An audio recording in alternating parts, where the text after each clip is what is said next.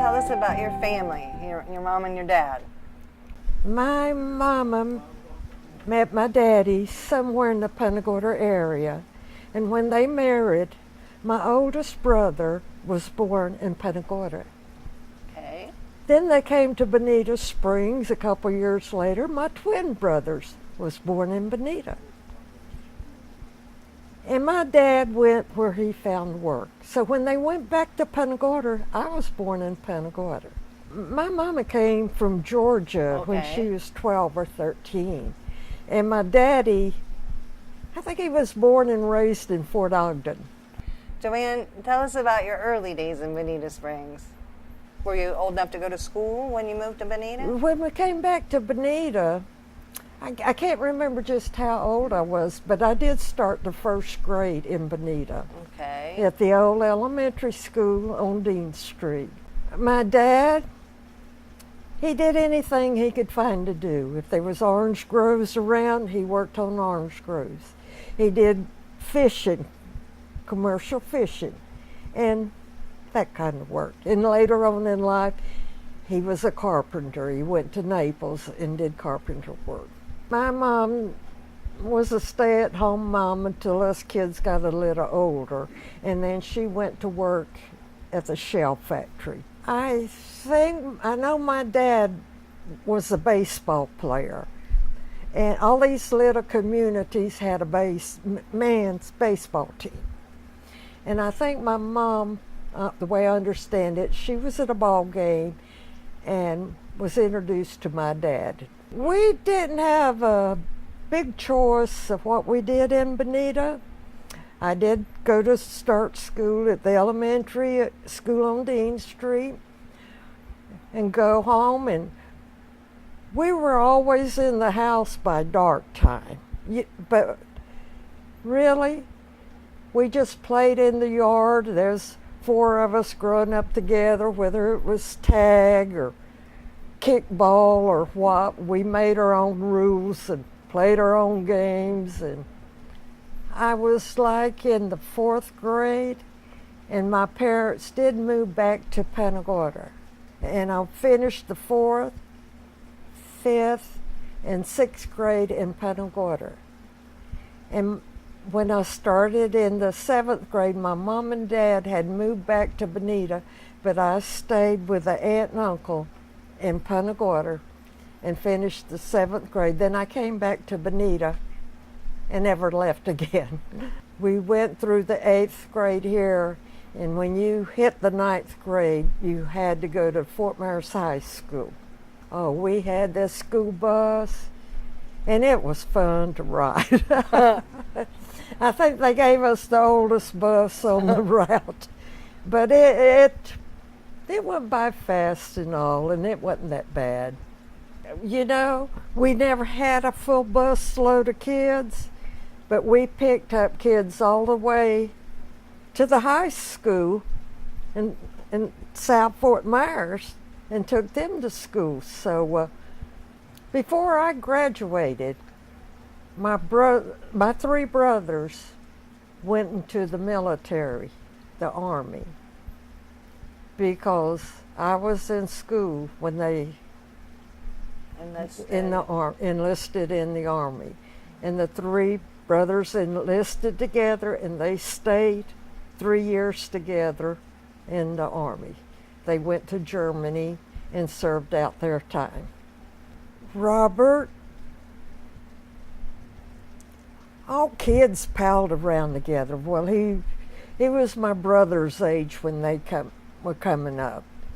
And it so happened Robert asked me out on a date, and it happened to be my 15th birthday, and I went out. I don't remember where I went, but I remember going out. And when he asked me for a second one, I went out, and I don't know, he went into the military, and we stayed in contact. And sometimes while he was in the military, he asked me to marry him. Wow. So I did. And you were still in high school, weren't you? When he asked you? Yeah, because I hadn't graduated, and there was like 4 or 5 of us girls that were engaged, and we sit together at our prom and dinner, and because we didn't have dates to go. Right, because you were engaged. We How were engaged, interesting. yeah. And then you graduated from high school. Right, in 1954, and Robert, in June of 1954, and Robert and I got married in July 1954. Where did you guys get married? Here in Bonita at the Little Methodist Church. Oh, at the Methodist Church. Did you? Not the bigger Methodist, the The little little Methodist. historic one, yeah. Mm-hmm. Nice. And what about, did you have something special for your honeymoon? Did you go anywhere on your honeymoon? Yeah, we went down to Key West. Awesome. Because he didn't have that much time off, and I had packed some things, and I went back to Georgia with him. Okay, and where was that in Georgia?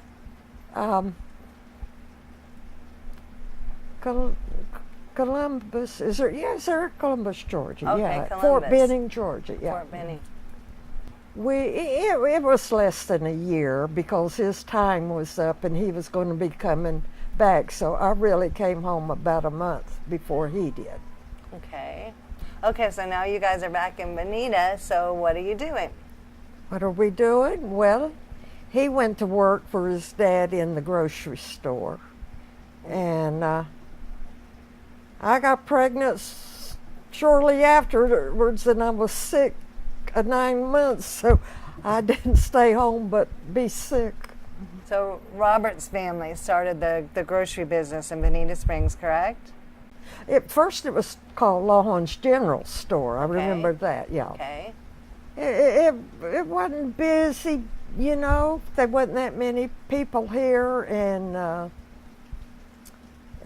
I think Robert worked for his dad maybe, I'm going to say 5 years in there.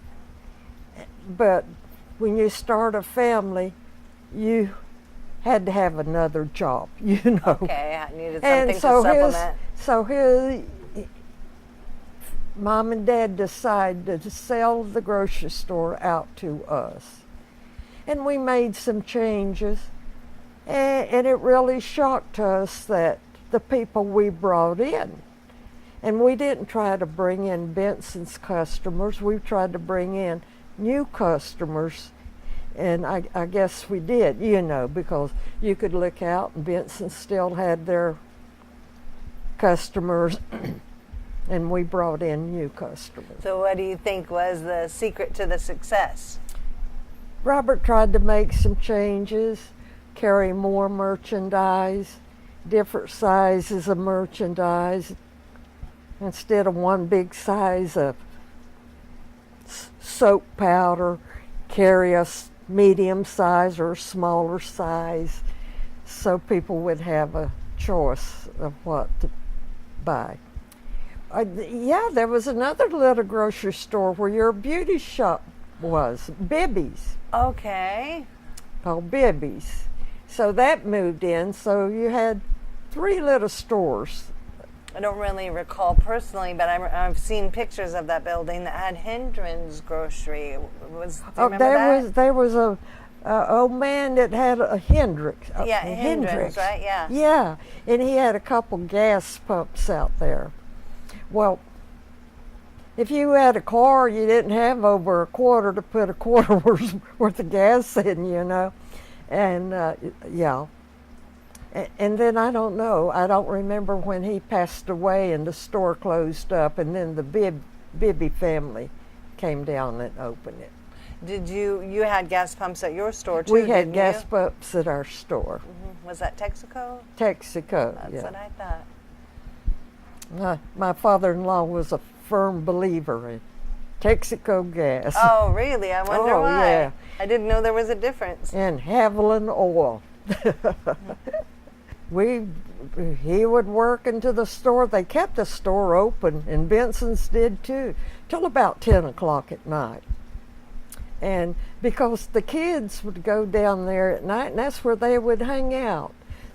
The Lawhon store had an air box, and the kids would get down there to try to see who got to sit on that air box first.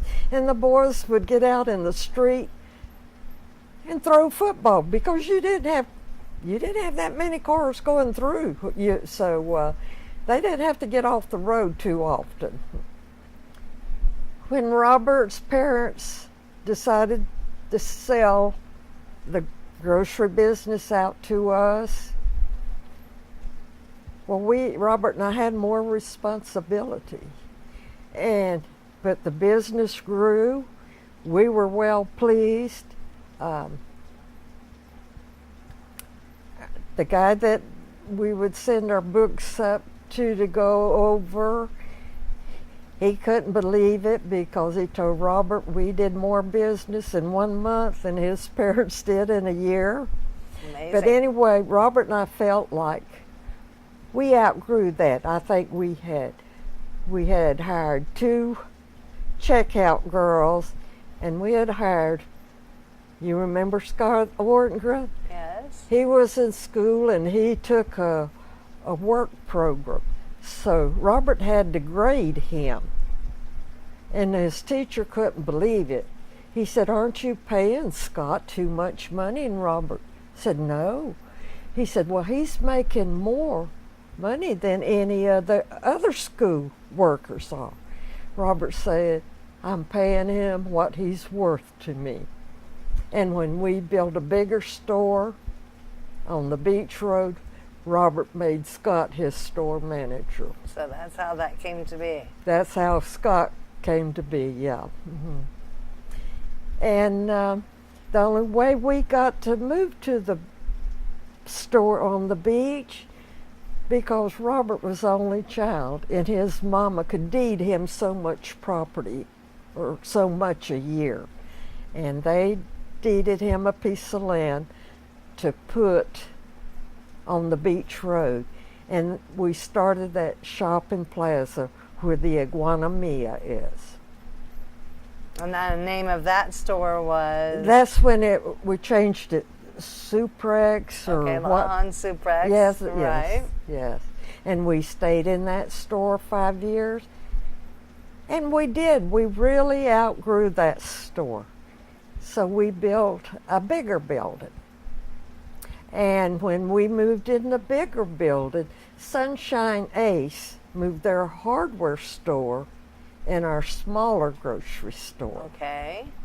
And that was the Wynn family. That was the Wynn family from Naples. Mm-hmm. And after a few years in the bigger store, there was talk of chains. I think it was Winn-Dixie, or Publix wasn't down here like they are now. Oh, okay. And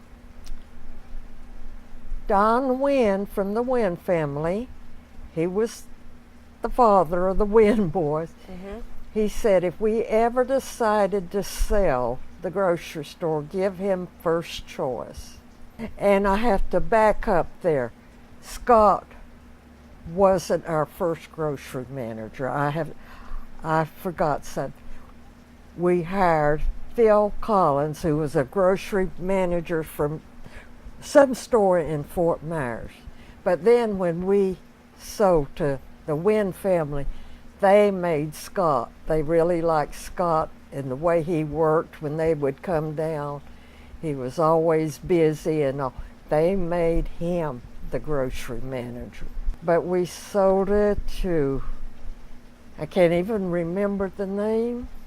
I remember when Robert and I'd get a check, it would come from the Brown Derby. So it was some outfit from the Brown Derby. And they decided they didn't want an unknown name grocery store. So they wasn't going to lease to Don Wynn. They wanted a chain name. Don Wynn didn't do anything but buy the property across the street from us, and he made history with his family. Yeah, with Sunshine Hardware, and then he's got the Sunshine Plaza there. Yeah. After we built the bigger store, people had the opportunity to work local in Bonita. I mean more people. We probably had 50 employees, you know, and that's a lot of people, you know, compared to running a store with 2. Oh, absolutely. And so it was all local people. We gave the high school students an opportunity to work, which I never had the chance to do. We had young girls as cashiers, and the boys hired them as stock boys in the afternoon. So, oh yeah, we started getting the migrants at the old store. They started having those camps, but at the time I can't remember having migrant camps in the Bonita. We had 3 or 4 buses that would stop at the old store early in the morning. Robert and I was down there at 6 o'clock in the morning to let those workers in to get food for their lunch or whatever. And then when we moved on the beach road, those farm workers would come down there. When they got paid on Friday, there was 5 or 6 buses that their labor bosses would bring them down, cash their checks, and buy what they needed and wanted. Camp bosses would come in and buy food for their laborers, and we carried large bags of flour, rice, big cans of vegetables. So they would take it back to the camps They'd and take cook it for the residents? They would cook and for their workers under them, yes. And then they would take practically a bag lunch type thing for their day of work, or? Well, when we were in the old store, I don't remember coming down to the other store. They either did that or they had another store. It might have been Benson's, I don't know. You remember about how many people, I mean, when you say buses, about how many people do you think were coming through on a Friday afternoon? I'd say there was 20 people on a bus, and if you had 3 buses, there was 60 that would hurry in your store and grab this and grab that to take with them to work. Okay, and then on Friday afternoons, you would cash the paychecks. We'd cash their paychecks. I do remember on Friday evenings, I would go home and get the kids their bath and all. We'd go, when Robert closed up the store on Friday night, we would go down to this drive-through restaurant somewhere in Naples. Huh. And I always got a shrimp salad there. It's the best shrimp salad I'd ever had. And that was our Friday night out that I didn't cook supper. Never going to like the drive-in movies in Naples there, or? There was a drive-in movie. After the kids was born, we went to a couple of times, but with the mosquitoes and the kids, you know, it wasn't worth it. It was just stay home. I never thought about the mosquitoes playing into the drive-in movie scene. Oh yeah, you'd buy these little picks things and light in the car to try to keep them away. We had built other buildings, rentals down there. We had, oh Lord, we had a restaurant, we had I don't remember, a barber shop, but a pizza shop, and I don't know. We probably had about 15 rentals in there. Did you still have it when Hartley's was there? We had it, we did. Hartley's moved down there. They had a little store downtown Bonita. It was small. It was where those buildings are next to Benson's. Yes. Hartley's was in there. And then when we moved on the beach road, they rented a bigger building from us down there, yes.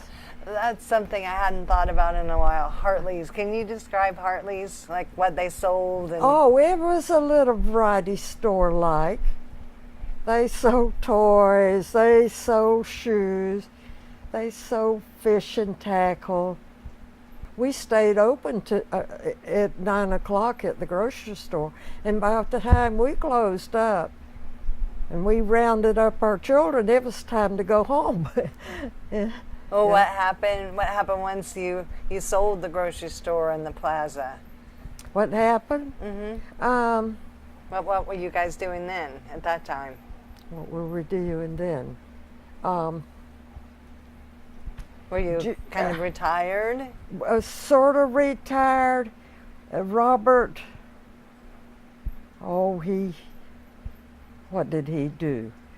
Oh, he wanted to grow palm trees, raise rabbits, and I got involved with the children over at the ballpark. I didn't send my kids to play Little League. I took my kids to play Little League. I always remember you as a fixture at the ballpark. Yeah, I was very much a fixture. And still are. Well, yeah. Yeah, I'm still a fixture. I have 2 grandsons. It's partially in my care. And me and their dad make sure we go to all their ball games. Back when our children played Little League, when they left Little League I think 12 years old was their age, they went directly into Babe Ruth. And at the time, we had to take the boys to Fort Myers, and we were in Fort Myers Babe Ruth League. And after, I can't remember the year, the guys decided, we'll have a Babe Ruth League right here in Bonita. So we had 5 teams. Gus, if I'm ever wrong, quote me. We had 5 Babe Ruth teams. And when we did, the guys nominated me as president of the league. So yes, I was very much involved. Robert found a campground up in North Carolina. And our youngest son, Robert, was he wasn't out of Little League. And Robert went and planned and bought that campground. Well, when it come time to go, Robbie didn't really want to leave his Little League team and his friends down here. I guess he probably had another year of Little League. So Robbie and I stayed down here, and we never did go live in North Carolina. After I got bored, not doing anything, I went down to Kmart's in 1988, put an application in. I filled out an application just like everybody else, and everybody that got hired, unless you was up in somebody, the line, you was hired as part-time. And I wasn't working there too long, and one of the managers came to ask me if I'd like to be full-time employee. I said, well, I guess I'm not doing anything else. Yeah. And so then after a while, they asked me if I'd like to work on the night shift. I said, I'll give it a try. Because I had worked with the public all my life, and being on the night shift, it would be different. Because they'd leave you a list of work to do, and you looked at it, and you did it. I liked the night shift, so I stayed on the night shift until they cut out the night shift. And how many years were you with Kmart? I was with them 16 years. That's a while. It's a nice 16. second career. And then after they cut out the night shift, they told us we could apply for a day shift opening if there was one. Well, I never did want to go back to the day shift. But then every time I'd go in the store, that whoever the manager would be, if you come back to work with us, you can pick your hours, where you want to work, and what you want to do. And around that time, I said no, I didn't want to start back up, you know. Tell us something now about your kids. My oldest son, Joey, he worked for the fire department here in Bonita, retired from the fire department, and him and his wife always liked Tennessee, so they moved to Tennessee. When they were still in Bonita Springs, was he the captain or the chief, or what was Joey's position? He was a captain. Mm-hmm. So when he retired as captain. And I had one daughter, Cheryl, out of high school. She went to college, and she went to Orlando for being a X-ray tech. And Terry, when he got out of high school, Terry, well, anyway, he's with the county. Mm-hmm. Yeah, he started with the county at a pretty young age. At a pretty young age. And really, I think he's got enough years in he could retire if he chose to. Mm-hmm. And Robbie, he's in construction. He's doing work in construction mm-hmm. now. Well, I was wondering, I don't know if you recall, but you know, I always had a little crush on your son Terry, and when you lived off of Imperial, I rode my horse over to your house as a teenager, hoping to talk with Terry. He wasn't home, but you answered the door, and to my horror, my horse pooped on your driveway. Oh, I don't remember that. Somebody must have cleaned it up before I saw Bless their soul, whoever that was. Gus's daughter, Teresa, cut my hair a couple weeks ago, and she reminded me of something. She said, you know, I thought it was so neat what you did for us kids. And I said, what was that? She said, having dances, letting the older kids teach us to dance. Well, my older kids, Joey and Cheryl, they could go to the teen club. And Terry, well, why can't we go? I said, you're not old enough. So the kids would keep on. I said, I'll tell you what, we'll have dances out at the house to let 2 or 3 of the older girls come out and teach you how to dance, the dances they do at the teen club. Well, it was dances like line dances. It wasn't having to hold a girl and boy. So we invited, I'm going to say 6 or 7 girls and 6 or 7 boys one afternoon after school for a couple hours. And Teresa remembered those and reminded, she thought that was so neat. But I couldn't remember any of the girls or boys except Terry and Rusty. Mm-hmm. And I don't think Terry remembers anybody who came out there. But you said you wasn't old enough, and you was 2 or 3 years behind them kids, so mm-hmm. Okay. Bonita is not the little town like I was raised in. As a matter of fact,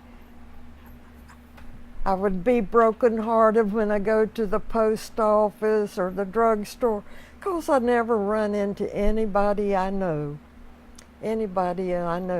Under this, and I was telling this young guy about it. He was Joey's age. He said, JoAnne, you got to stop and think. All the people your age are dead and gone. I said, well, I guess I got a lot to be thankful for, but Amen. So I felt good when I walked in a drugstore and one of the workers called me, how are you today, Miss Lawhon? That made me feel so good that somebody knew I was a person other than a customer, you know. Well, sure. And I really liked that. And I let her know it, you know, so. You were here when Hurricane Donna hit Bonita, right? Hurricane Donna, yes. It was bad. It was bad. Took a lot of houses off the beach, off the bay, and back then, when we knew Donna was coming, we were in the old grocery store, and we stayed there inside the grocery store during the storm. Because my father-in-law built that store, and he said that would be the safest place in town, so that's what we did. Very good. Did you get any flooding happen in the store? No, because he built the store up off the ground. Benson's was on the ground. They would get flooding all the time when we'd have bad rains, yeah. You remember the very first stoplight that we had in Bonita Springs, don't you? I think I do. If it's the one up there, it's not there anymore. They moved it. It was up there by the street that went by the banyan tree, yeah. And it was a big deal, right? It was a big deal. That's what, for us to grow enough to have a street light here in Bonita, yes. Did you ever go just sit there and check it out? I did. I'd go down there and tell people we had a red light, and I'd show them. See what I was talking about? We had a red light in Bonita. Heck yeah.